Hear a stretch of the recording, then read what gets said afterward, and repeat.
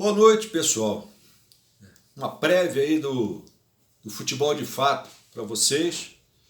Uma experiência que nós estamos fazendo aí uma vez por semana. E vamos permanecer com a coluna domingo conforme sempre fizemos, né? Hoje eu vou falar rapidamente sobre o jogo da Libertadores, que foi o jogo do dia, 2 de outubro de 2019, Grêmio 1, Flamengo 1, em Porto Alegre. Olha, o que acontece é que muita gente deve estar pensando, o jogo está na mão do Flamengo, Maracanã, uma vantagem de um gol na casa do adversário, né? O Grêmio meio quebrado, mas eu estou lembrando, e é importante que você não esqueça que existem 3 semanas de distância para esse jogo. Muitas coisas mudam em 3 semanas. Isso já aconteceu várias vezes na história, né? Uma vez que eu me lembro muito bem, em 82, foi que o Brasil, quando pegou a Argentina na sexta-feira e ganhou de 3-1, na segunda tinha a Itália. O espaço de tempo era muito curto e a Itália não estava bem na Copa, né? E ao meu ver aquilo, eu sempre comentei isso, foi decisivo para que o Brasil não tivesse a atenção necessária, principalmente em relação aos cuidados defensivos que não houveram naquela ocasião. Mas isso é um outro fato, eu estou só usando como comparação. O Flamengo hoje é um time que se destaca muito pelo conjunto, pela forma de jogar. Ele já vinha bem nas mãos do Abel. Ficou melhor com as contratações, muito bem feitas, contratações de peso, caríssimas. E com Jorge Jesus, o Flamengo acertou a marcação, velocidade de marcação, coesão, harmonia, é um time coeso, é um time compacto, é um time que joga um futebol muito difícil de ser anulado, de ser combatido. E o Grêmio hoje tinha uma tarefa ingrata, porque mesmo na sua casa, e sendo um time acostumado a jogar esses jogos chamados copeiros, né? Tem esse apelido Grêmio Copeiro, e enfrentar um Flamengo motivado, um Flamengo favorito, um Flamengo forte, e um Flamengo realmente muito bem armado. O Flamengo é um time que tem uma intensidade muito grande, jogadores muito rápidos, o meio-campo encaixa no ataque com muita facilidade. Vocês percebam nos jogos do Flamengo, a linha média do Flamengo vira uma coisa só, porque a defesa encaixa, a defesa encurta essa distância para o ataque, e o ataque se junta ao meio. E o Gerson participa da armação, o Everton participa da armação, o Rafinha da armação, o Felipe Luiz, todos rodando a bola no chão, com muita precisão, com muita categoria e muita rapidez. Todos se movimentam, e da mesma forma que eles atacam, trocam passe, envolvem o adversário, eles voltam para fechar o adversário. Então, é muito difícil você anular essa jogada do Flamengo, muito bem feita, com triangulações, às vezes 4, 5 te puxam para marcação nas quebradas do campo, nos cantos. 4, 5 tabelando em rapidez e velocidade, e aí trazem você para o lado de cá com o teu time, você vem com 4, 5 marcar, eles têm muita habilidade, com espaço curto eles viram essa jogada, e de uma hora para outra você tem um Gabigol e você tem um Bruno Henrique prontos para finalizar, prontos para uma jogada ofensiva. E quando volta a marcação também, o que era mais difícil do Flamengo fazer era acertar esse detalhe, haver essa força ofensiva, mas com essa força defensiva também funcionando. E está funcionando porque o ataque volta, mas do ataque não volta todo. Muitas vezes fica ali o Bruno Henrique, né, ou fica o Gabigol. Então, se você perder essa bola, você vai ter a velocidade de um jogador onde você vai ter que manter 2 para poder ficar com ele ali. E o Flamengo também acertou demais no goleiro, que é o ponto central do meu comentário de hoje. O goleiro Diego está numa fase, numa forma extraordinária, e foi o diferencial desse jogo, né?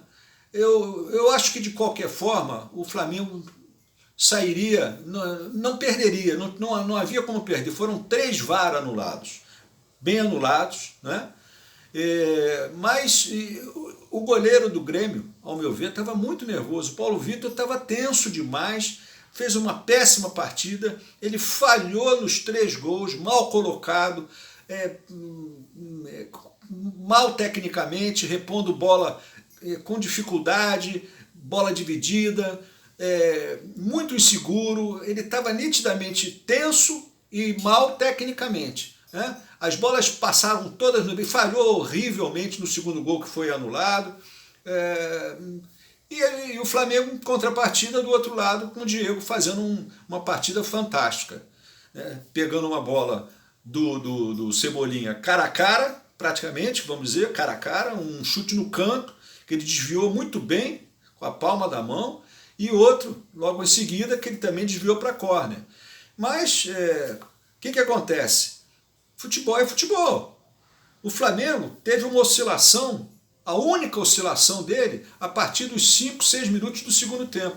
Até os 21, quando o Grêmio chegou a ser melhor e criar algumas oportunidades. O Grêmio chegou a tocar a bola, mas não tinha força de ataque, de penetração, de profundidade de jogada. E o Flamengo parecia estar sentindo o jogo. E, de fato, saiu com o cãibro Gerson e saiu também lesionado o Luiz Felipe, mas o Flamengo manteve a vantagem, está com a vantagem ainda para jogar no Rio, essa decisão. É o favorito, sim, mas o Grêmio achou aquele gol. Eu acho que o Renato demorou a fazer as substituições que deveria ter feito, né? A entrada do Michael foi muito tardia. O Renato, em Libertadores, já no passado, com o Fluminense, foi a mesma coisa, certas coisas iam acontecendo e ele tomava sempre uma decisão meio tardia, como foi com o goleiro Fernando Henrique, que muitos dizem ter feito uma grande Libertadores naquela ocasião, mas não, eu discordo. Em alguns jogos sim, outros não, principalmente os decisivos ele não correspondeu, né? E a história provou isso. Então, o Flamengo está com um goleiro extraordinário. E o Grêmio está com um goleiro que foi do Flamengo, que é o Paulo Vitor. Só que o Paulo Vitor não está bem, tenso. Eu iria conversar com ele se fosse o treinador do Grêmio, porque se eu sentisse muita tensão, muito nervosismo nele, eu trocava no intervalo, sem sombra de dúvida, com toda a experiência dele em relação ao Júlio César, seu reserva. Porque sem o Groi, o Grêmio perde muito. Desfalcado, o Grêmio perde muito, né? Sem a zaga, sem o principal jogador, o central, o Jeromel, quer dizer, e aí ficou o Kahneman com o David Braz ali atrás, o David Braz muito cheio de perna, muito cheio de coisa, muito cheio de marra, mas com um pouco de lentidão para marcar o Bruno Henrique, né? E o gol do Flamengo, o que foi validado, foi de uma falha, de um cruzamento, uma troca de passe do Gerson pela direita, encontrou o Bruno Henrique nas costas do péssimo jogador do Grêmio Galhardo, um jogador sem articulação, sem qualidade técnica, sem sentido de marcação, né, com limites ofensivos claros. Né? Eu não gostei desse jogador, já conhecia do Flamengo.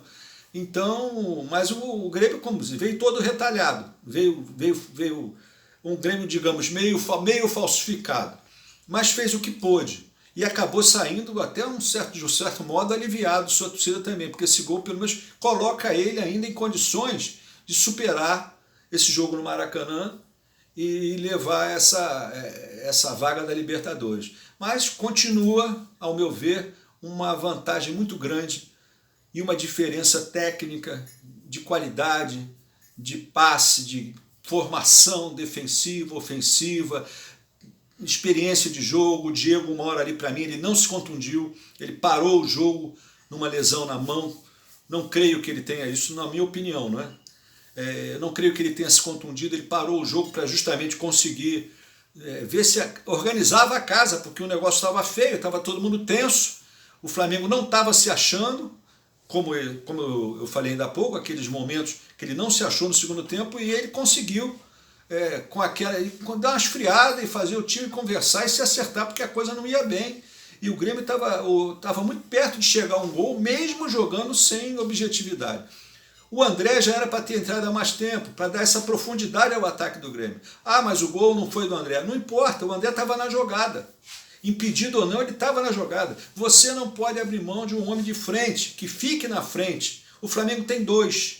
Não pelo centro, pelos lados, mas que fazem diagonal para cá ou diagonal para lá, que vem de uma tabela. O Flamengo tem um conjunto, o Flamengo tem um time de qualidade, o Flamengo tem mais chances de levar essa vaga. Mas futebol é futebol e nós vamos aguardar o desfecho dessa emocionante decisão aí do Flamengo com o Grêmio no Maracanã daqui a 3 semanas. Um abraço para você, tudo de bom, tchau, foi um prazer.